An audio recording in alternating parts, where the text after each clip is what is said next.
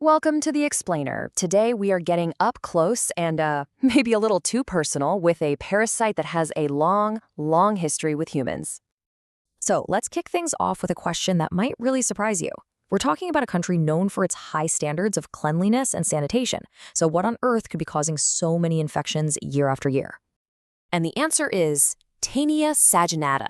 You probably know it as the beef tapeworm. It's a seriously ancient organism that has, somehow, found a way to stick around in our very modern world. So you have to ask, how is this possible? How does a parasite like this stay so common in a place like the Netherlands? Well, the story is actually a perfect snapshot of how our modern habits, like global travel and what we like to eat, keep this ancient cycle going. Now take a look at this number. Around 1,000. That's how many anti-worm treatments Dutch doctors prescribe every single year just for Taenia saginata. That's a lot more than you'd think, right? So what's going on here? Well, a big piece of the puzzle is international travel. People go abroad, get infected, and then bring the parasite back home. But maybe even more important are local culinary traditions. Things like steak tartare or carpaccio. If that raw beef happens to be infected, well, it's a direct delivery system. Okay, so before we get into its pretty wild life cycle, let's get a proper introduction to our unwanted guest. Its scientific name, Taenia saginata, is actually perfect. Taenia is Latin for ribbon, and saginata means fattened.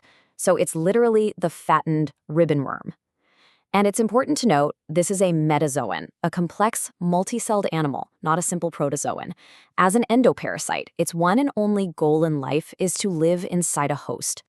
And get this, its persistence is just incredible. A single beef tapeworm can live inside a person for 20, maybe 25 years. There are even cases where they've stuck around for up to 40 years. Talk about an overstayed welcome. Now, it is absolutely crucial to know the difference between the beef tapeworm and its more notorious cousin, Taenia solium, the pork tapeworm. While our beef tapeworm is more common, thankfully, and this is a big thankfully, it doesn't cause the dangerous neurological disease called cysticercosis that the pork tapeworm can. That is a very, very good thing. So how does this parasite get from a cow to a person and back again?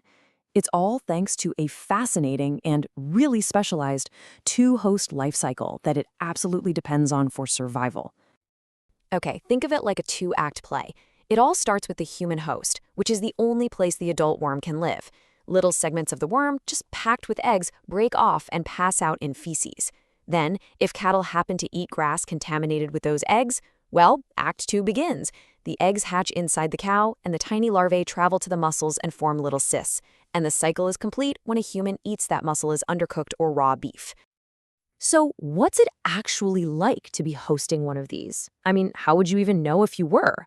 Well, the signs can be surprisingly sneaky. The really wild part is that for most people, you'd have no idea at all. The majority of infections are totally asymptomatic. If symptoms do show up, they're usually really vague. Maybe some abdominal pain, feeling extra hungry, or a bit of dizziness. For most people, the first and only definitive sign is the, let's say, unsettling discovery of moving worm segments in their stool. And as you can probably guess, that leads us right to how it's diagnosed. It's actually pretty low tech. The main way to confirm an infection is just by finding those segments. So no fancy blood tests are usually needed.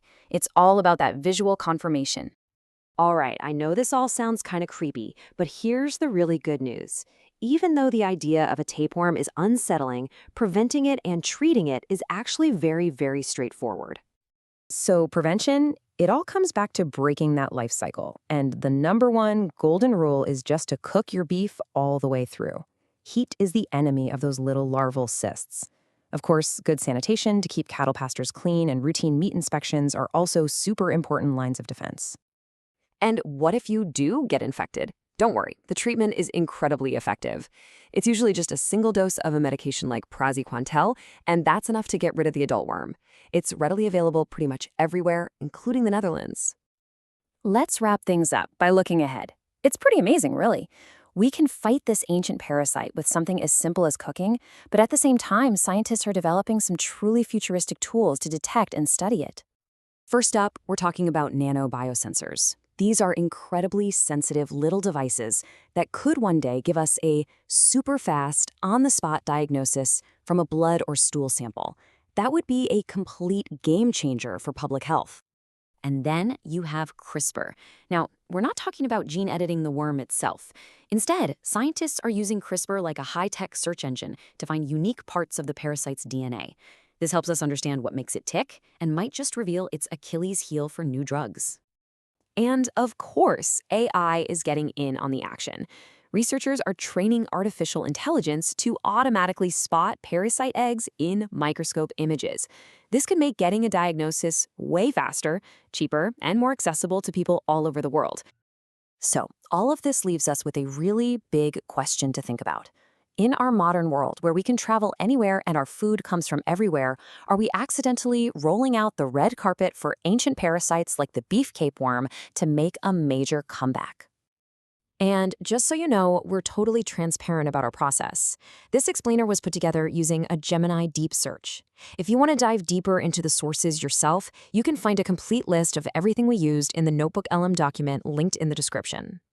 Hey, if you enjoyed this and learned something new, we'd love it if you subscribe to the channel. And please leave your feedback in the comments below. It really helps us figure out what to explore next.